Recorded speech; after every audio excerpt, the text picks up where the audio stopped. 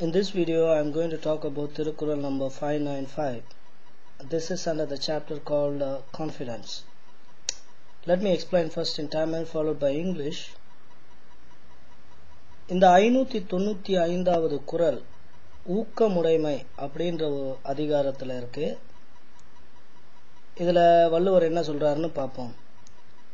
வெள்ளத்தனையது மலர் நீட்டம் மாந்தர்க்கு உள்ளத்தனையது உயர்வு. மலர் நீட்டம் அப்படின்னா அந்த தாமரை மலருடைய தண்டு, நீட்டம் என்பது நீண்டுகிட்டே இருக்கிறது. அது எவ்வளவு உயரம் இருக்கும்னா வெள்ளத்தனையது, அந்த வெள்ளம் எவ்வளவு ஆழமா இருக்கோ அது அளவுக்கு அந்த தாமரை மலருடைய தண்டு நீண்டுகிட்டே இருக்கும்.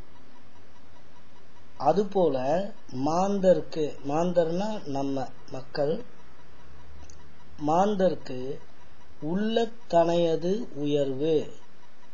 ஒரு மானிடன் உயர்வு அடைவதற்கு அவன் உள்ளத்தின் ஊக்கம் எவ்வளவு இருக்கோ, கான்ஃபிடென்ட் எவ்வளவு வச்சிருக்கானோ அதை பொறுத்தே அவன் உயர்வு இருக்கு அப்படின்றார். Now let me explain in English.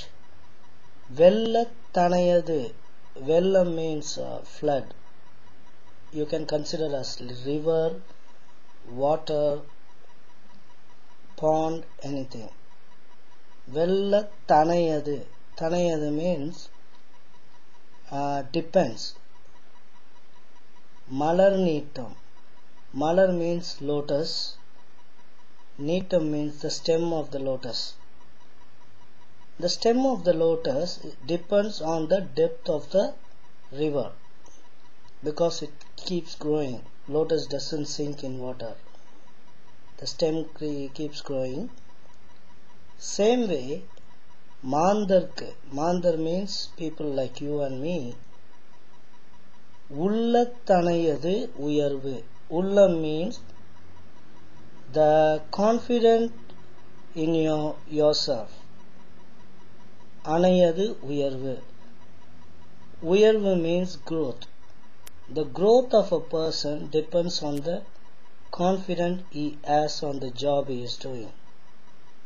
So it's an example where he is telling like lotus stem keeps growing based on the depth of the river.